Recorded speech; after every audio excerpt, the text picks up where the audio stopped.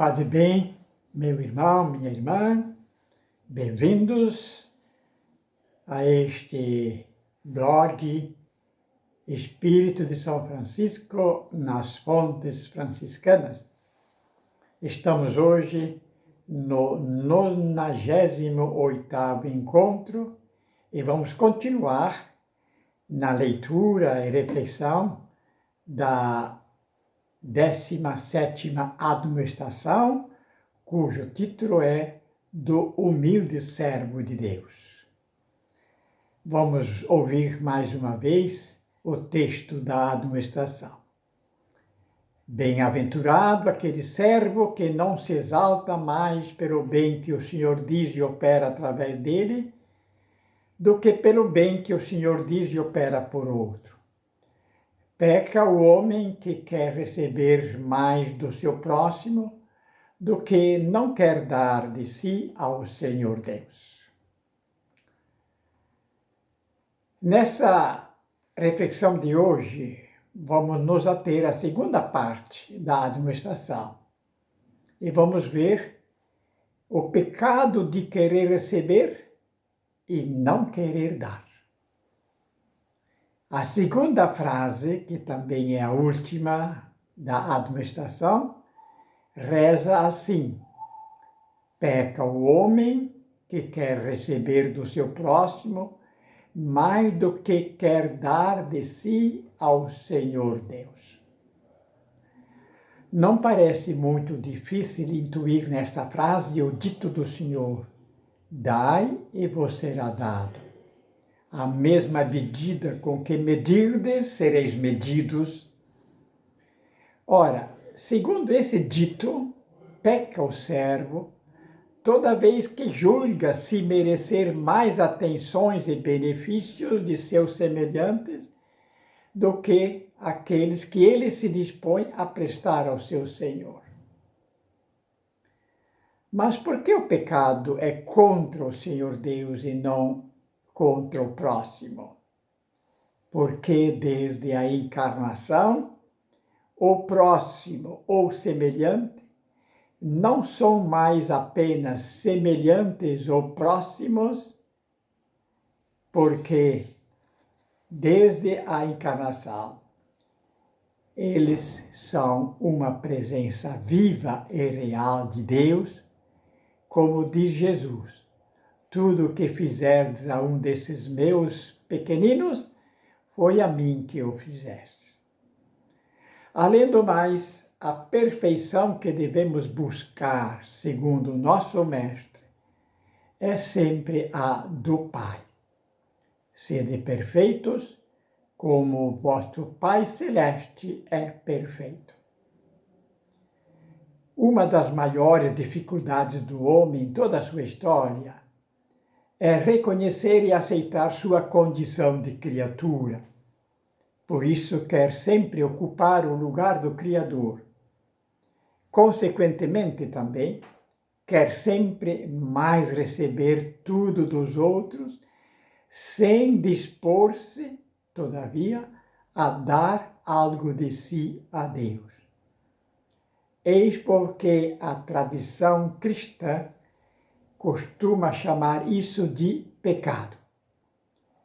O pecado aqui está no fato de querer alterar a lei da criação, segundo a qual a criatura jamais deixará de ser devedora ao seu Criador. E isso acontece porque reduz a verdade de si mesmo à dimensão meramente terrestre, temporal e passageira. Nessa dimensão, o servo está sempre lutando para evadir-se dessa sua condição de criatura, a fim de tornar-se senhor, mesmo que para isso inescrupulosamente, às vezes, tente, de uma ou de outra forma, eliminar o outro, o senhor, que sempre lhe parece como concorrente ou rival. Eis o que fez Adão no paraíso, o que se fez com Jesus Cristo e tantos de seus profetas e seguidores. Já na dimensão evangélica, o movimento é o oposto.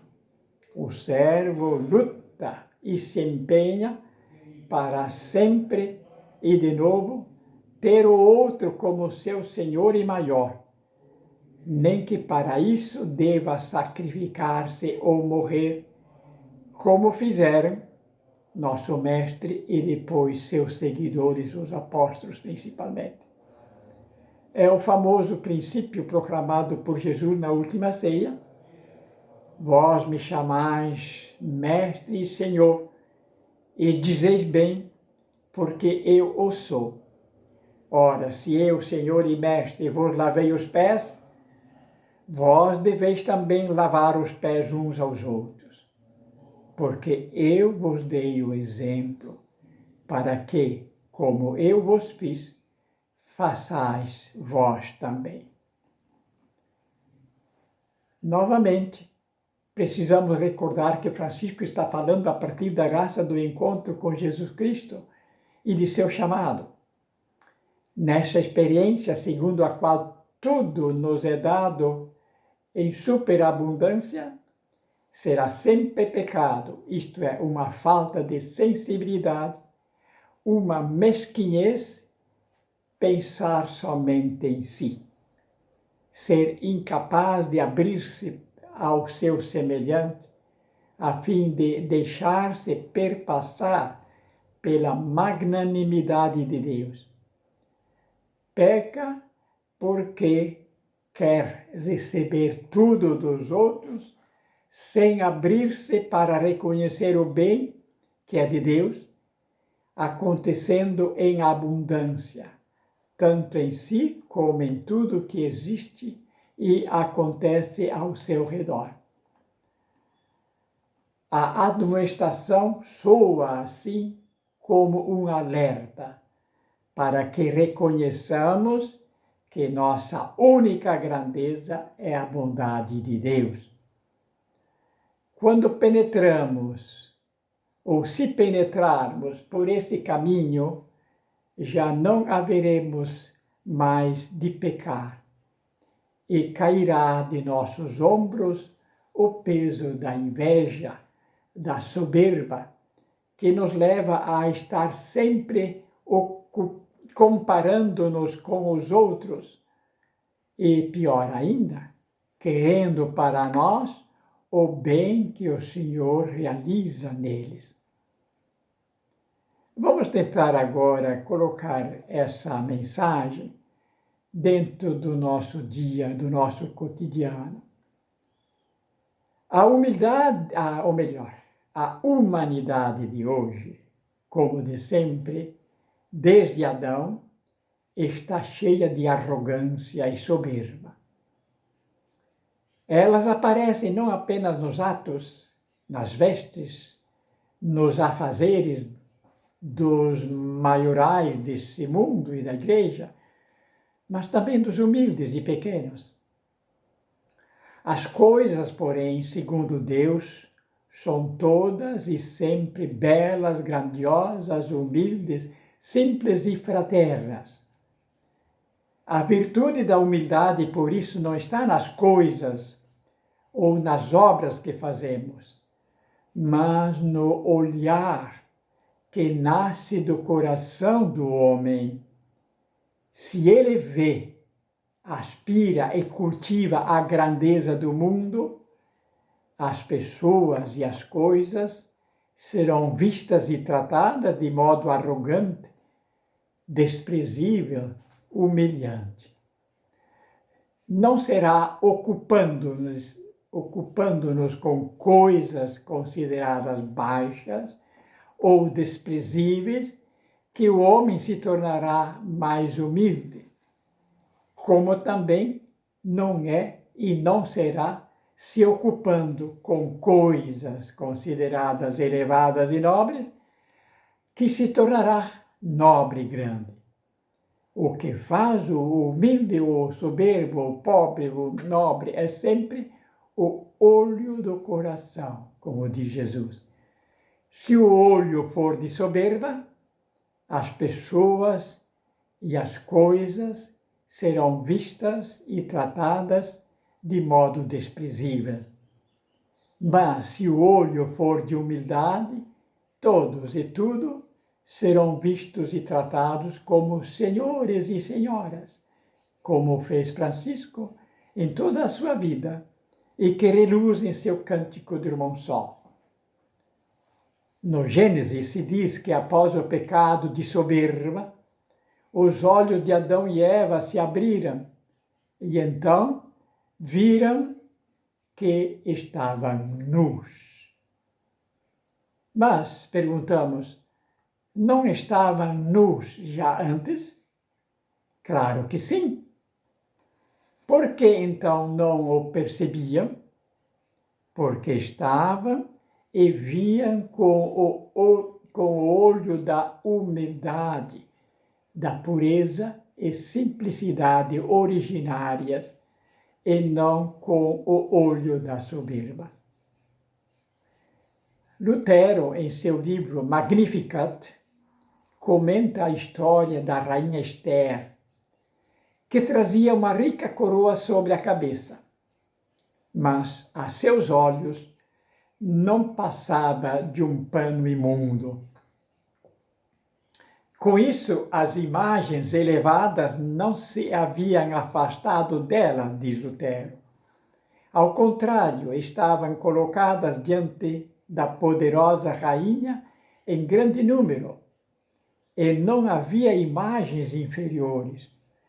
No entanto, sua forma de ver era cheia de humildade. Coração e mente não se fixaram em coisas elevadas. Por isso Deus fez milagres através dela. Não são as coisas que devem ser transformadas, mas nós devemos ser transformados na mente e no espírito. Então aprenderemos por nós mesmos a desprezar as coisas elevadas e evitá-las, apreciar as pequenas coisas e buscá-las. A humildade é boa de fora a fora, diz Lutero, firme em todos os sentidos. Mesmo assim, ela nunca tem consistência de si própria. Então reina a alegria e o coração permanece sempre o mesmo, por mais que se transformem ou apresentem as coisas elevadas ou baixas, grandes ou pequenas. Esse trecho é tirado do livro Magnificat, O Louvor de Maria, de Lutero, publicado pelo Santuário de Aparecida e Sinodal de São Leopoldo. No mesmo sentido, dizia Frei Egídio, a humildade não sabe falar e a paciência não ousa falar. Não será acaso, pois, que o Senhor tenha a sua vida relacionada ao burro, símbolo do servidor, jamais do cavalo, símbolo do poder, como faz o profeta Zacarias, que diz: dança de alegria, filha de Sião, dá vivas, filha de Jerusalém, pois agora o teu rei está chegando, justo e vitorioso. Ele é pobre, vem montado num jumento, num burrico, filhote de jumenta. Ele vai dispersar os carros de guerra em Israel e vai dispensar os cavalos em Jerusalém. Até aqui, nossa reflexão de hoje. Um abraço, meu irmão e minha irmã, que o Senhor te abençoe e te proteja. Paz e bem.